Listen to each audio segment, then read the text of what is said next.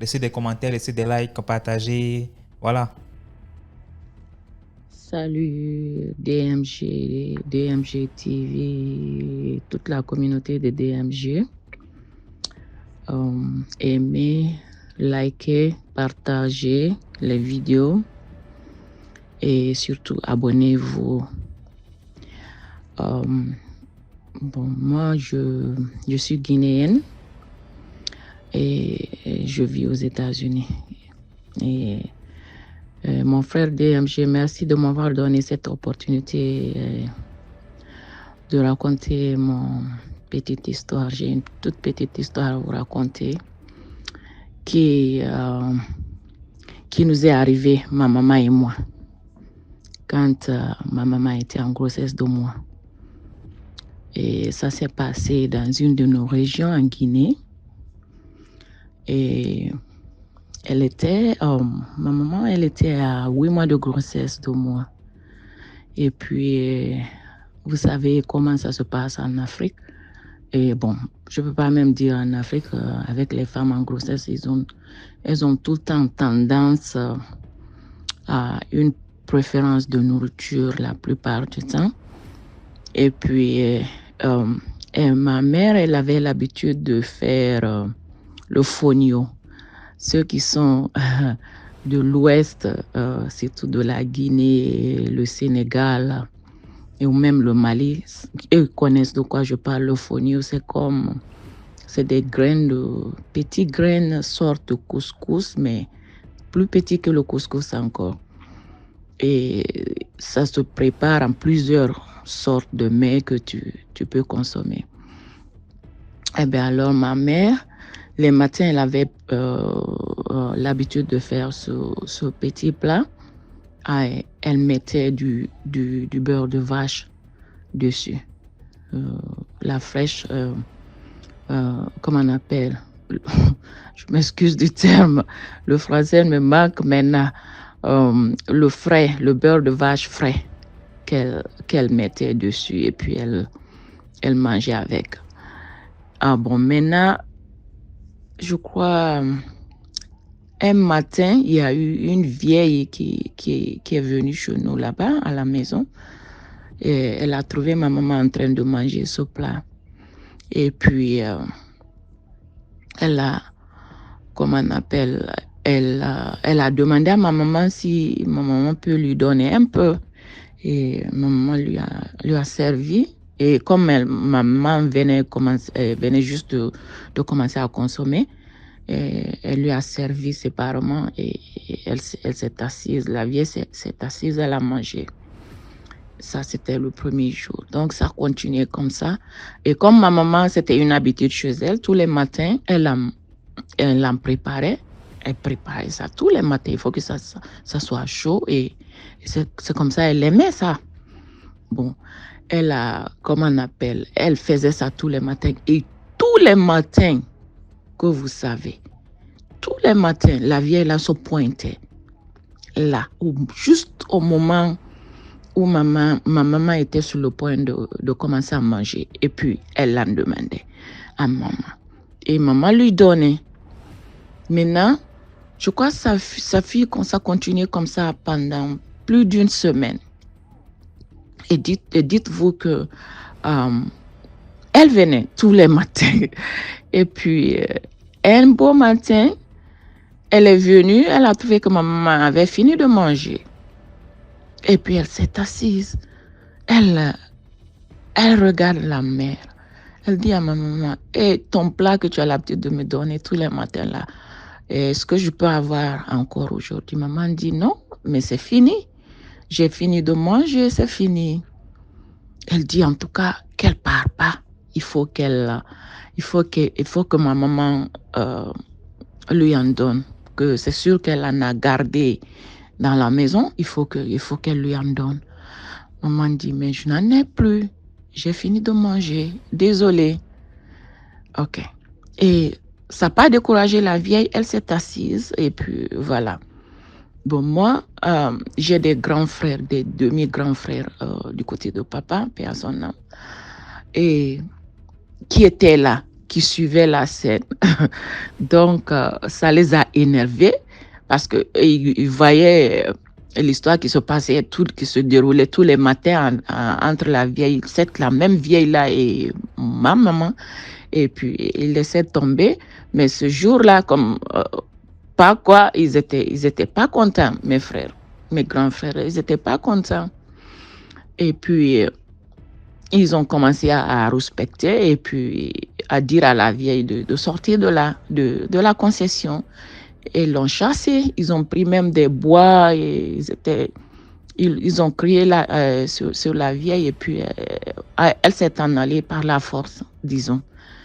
Et maintenant, le même jour, dans les bandes, selon ma maman, dans les bandes de 16h, 17h, comme ça, et il était question qu'elle parte à une cérémonie. Donc, elle est allée comment on appelle, se faire belle, comme d'habitude en allant dans les cérémonies.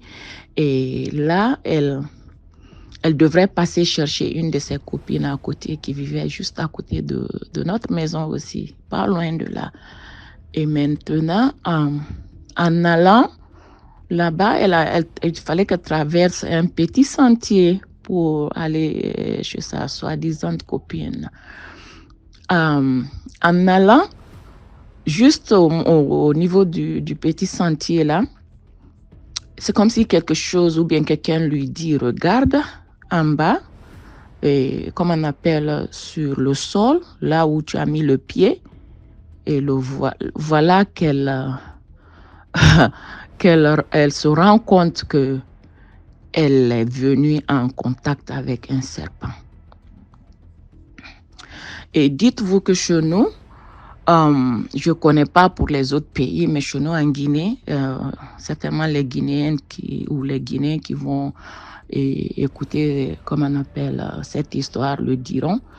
Dans nos coutumes, le serpent a, je ne sais pas comment dire ça, quand le serpent voit les femmes en grossesse, ils sont anéantis. Ils sont anéantis. Et c'est ça. Tout le monde connaît ça chez nous. Ça fait partie de nos coutumes et mœurs ou quoi que ça soit. Bon, dès que ma maman s'est rendue compte qu'elle est venue en rencontre d'un serpent, le temps de reculer, le serpent l'a mordu. Et quand le serpent l'a mordu, et le temps d'aller soulever son pied, le serpent avait disparu, elle dit. Mais, comment on appelle, elle a eu la chance, juste le petit sentier là était juste à côté de la grande route principale. Et ça a trouvé qu'au même moment où cela se passait, il y avait le gouverneur de cette région qui passait avec son chauffeur. Et comme il connaissait ma maman, et entre parenthèses, mon papa était aussi politicien. Bref. Donc, dans les temps.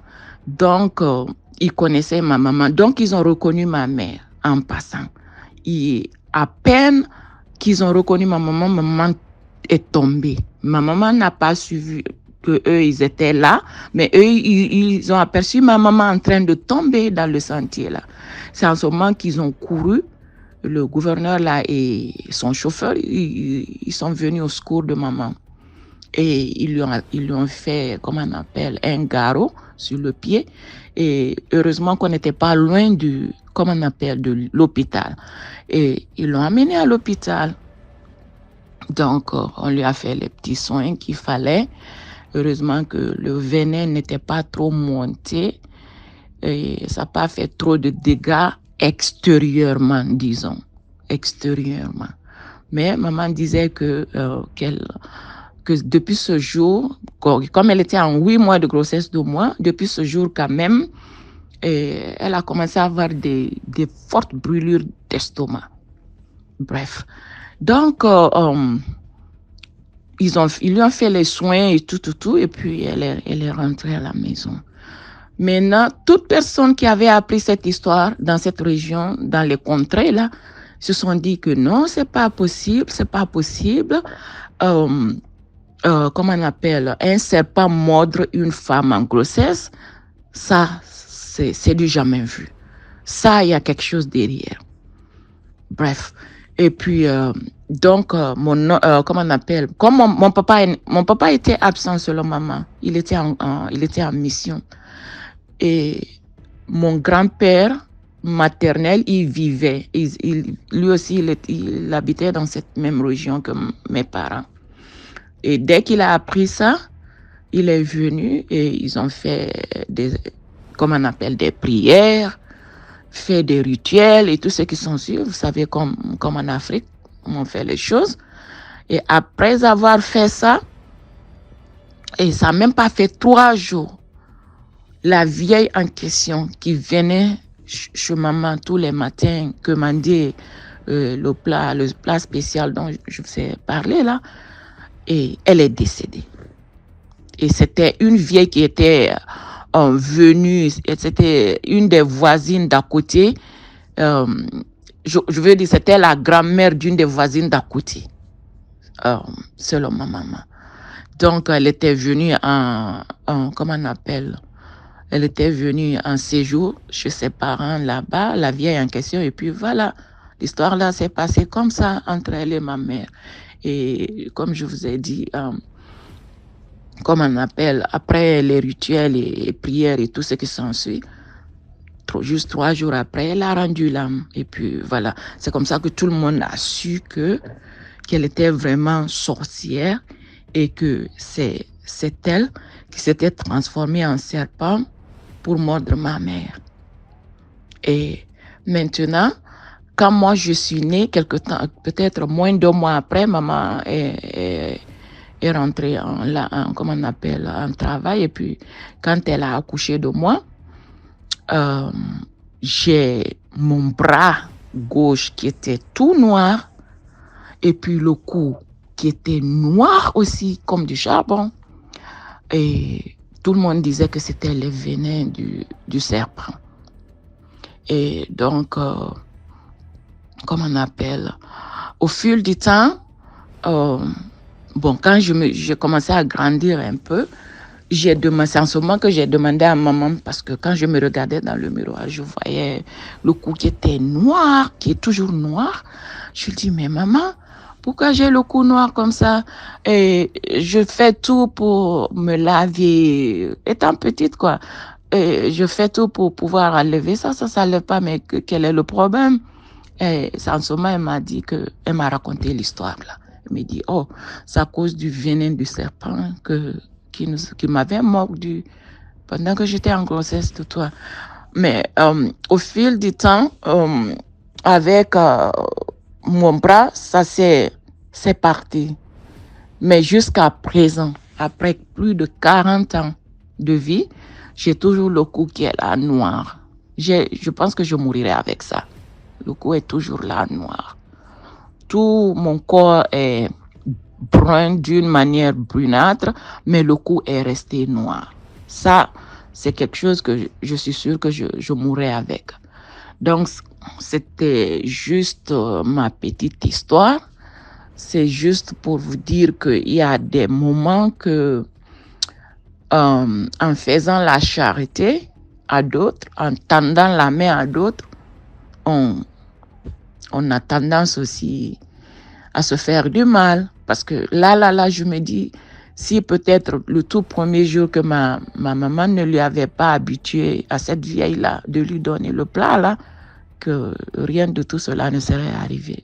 Juste mon point de vue. Mais on ne sait jamais aussi. On ne sait jamais. Et puis, donc voilà, c'était tout mon petite histoire. Et puis voilà.